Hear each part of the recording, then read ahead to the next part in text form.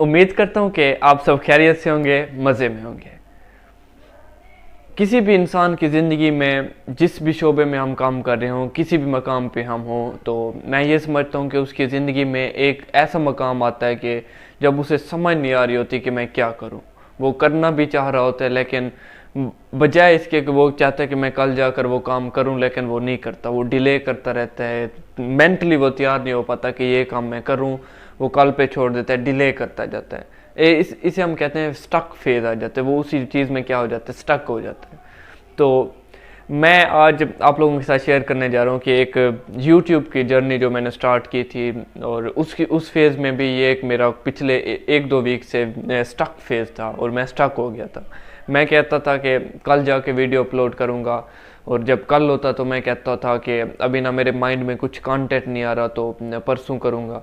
परसों फिर करता था को एडिटिंग का ये वो, तो मसला डिले किया जा रहा है, आज नहीं तो कल, कल कहता तो फिर परसों। इसी तरह ना मैं डिले किया, स्टक हो गया था।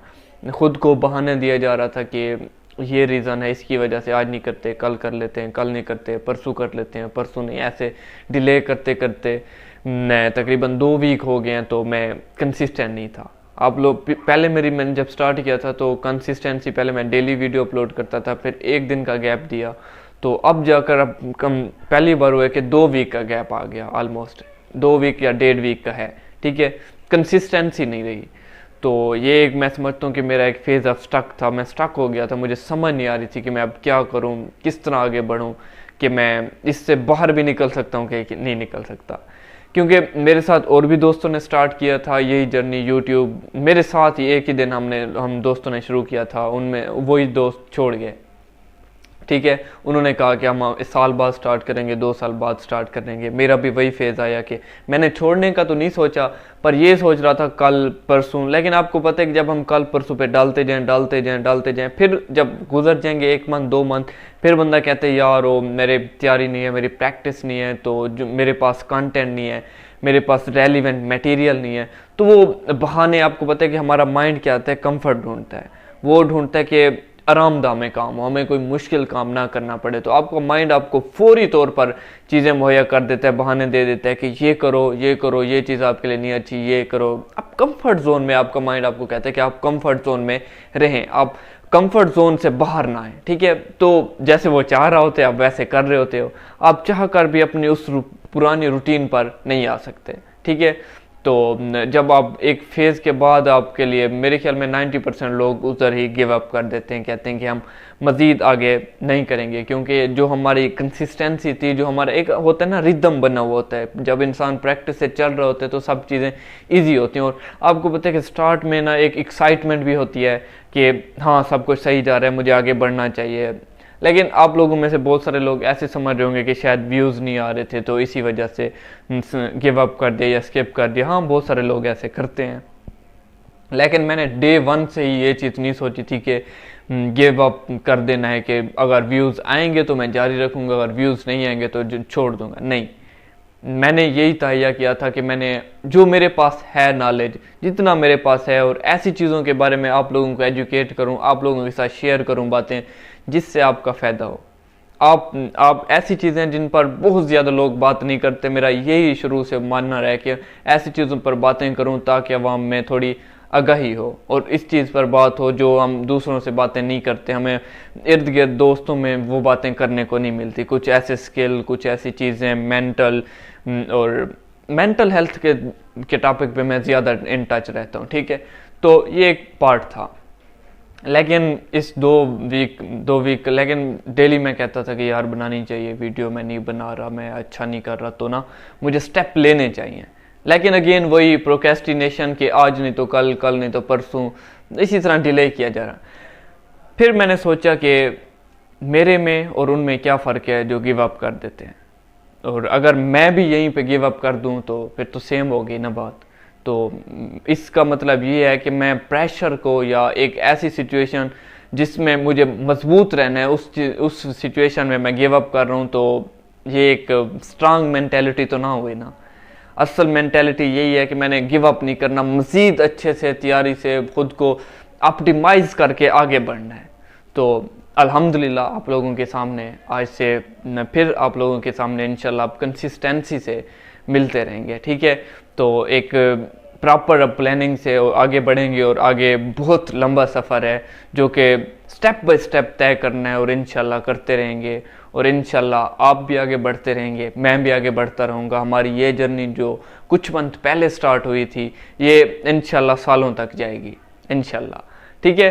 तो मेरे ख्याल में जो कुछ चीज़ें हैं जो फैक्टर इन्फ्लुएंस करते हैं, हम जब ये फेज़ ऑफ स्टक आ जाता है तो मैं वो चीज़ें भी आपके साथ शेयर करना चाहूँगा, क्योंकि ये एक आप YouTube की मिसाल ना लें, आप किसी और चीज़ की मिसाल ले लें। आपने कोई बिजनेस स्टार्ट किया, आपने कोई लैंग्वेज सीखी, आपने कोई वीडियो बनाना स्टार्ट कर दी या कुछ भी किया, कुछ दिन तक तो आप बड़े एक्साइटेड होते हैं, सब कुछ अच्छा चल रहा होता है, फिर 1-2 महीने बाद आता है कि ओह अब मुझे गिव अप कर देना चाहिए, जो मैंने उम्मीद लगाई थी चीज़ें वैसे नहीं हो रही तो अब मुझे गिव अप कर देना चाहिए।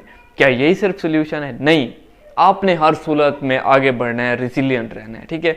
तो कुछ वजूहात होती हैं जिसकी वजह से हम गिव अप कर देते हैं। पहली बात ये है कि हमारे अंदर जो मोटिवेशन होती है वक्त गुजरने के साथ साथ वो मोटिवेशन नहीं रहती। आप जब स्टक हो जाएं तो खुद से सवाल करें कि आप मेरे अंदर जो मोटिवेशन है, जो मैं इस काम को कर रहा हूँ, इसके पीछे जो मोटिवेशन है वो क्या है। जब आपको अपनी उस मोटिवेशन को दोहराएंगे और उसको आप माइंड में लेके आएंगे तो फिर आपका माइंड काम करेगा, ओ मैं इस चीज़ को तो भूल गया था। फिर दूसरी बात यह है कि आप अपने गोल को देखें। आप वीडियो बना रहे हैं तो आपका गोल क्या है, आपके लॉन्ग टर्म गोल क्या है, आपके शॉर्ट टर्म गोल क्या है। क्या आप गिव अप कर देंगे तो आपके गोल्स पे क्या इफेक्ट पड़ेगा। सोचें, खुद से सवाल करें, किसी और से सवाल नहीं करना, आपने खुद से सवाल करना है कि आपकी मोटिवेशन क्या है, आपके गोल्स क्या हैं, क्या आपके गोल्स अचीव हो रहे हैं कि नहीं हो रहे, नहीं हो रहे तो क्यों नहीं हो रहे, ठीक है। अपना ऑडिट करें, ठीक है। फिर तीसरी बात यह है कि आप प्लानिंग करें।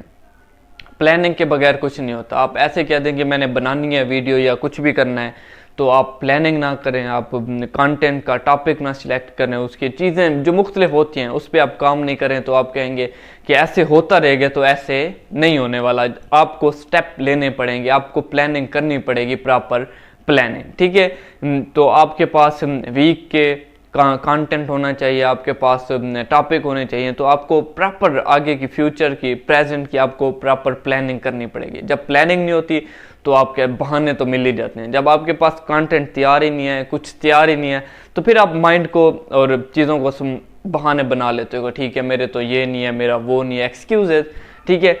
और ये बात कि हम अपना, हमारे जो दोस्त होते हैं, जो हमारा सपोर्ट ग्रुप होता है, वो कहते हो यार तुम्हारी वीडियो तो ये थी, तुम्हारी वीडियो तो वो थी, उसमें ये नेगेटिविटी थी, वो नेगेटिविटी थी। हम जब उनको सुनना स्टार्ट कर देते हैं तो हम गिव अप कर देते हैं। हम, क्योंकि एक इंसान है ना, वो मेहनत कर रहे होते हैं, जब उसे रिजल्ट भी में लोग कोई नेगेटिव बात करें, मुझे बहरहाल किसी ने नहीं कि मैं वैसे ओवरऑल बता रहा हूँ, तो जब आपको नेगेटिव कमेंट्स आए तो ज़ाहिर बात है दिल दुखता है। तो मोस्टली लोग क्या करते हैं, गिव अप कर देते हैं। ये 4-5 बातें यही हैं कि आपने गिव अप नहीं करना। आपने कोई जो कि किसी ने कुछ कहना है कहता रहे, आप यकीन माने आपने खुद पे काम करना है, खुद को आपने इम्प्रूव करना है और आपने आगे बढ़ते रहना है, चाहे जैसे भी हालात हों, जैसे भी हो आप, क्योंकि आपने 100% रेडी कभी भी नहीं होना।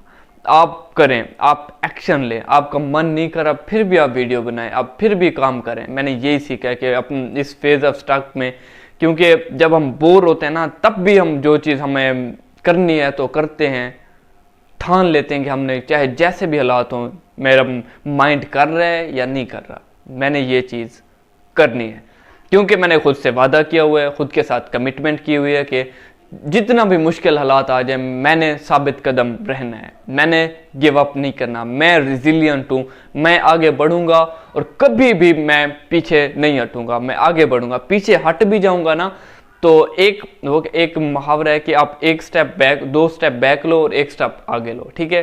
तो आपने आगे भी बढ़ना है, पीछे हट के फिर जब आप आगे 1 स्टेप लेते हो तो उसमें जान ही और होती है।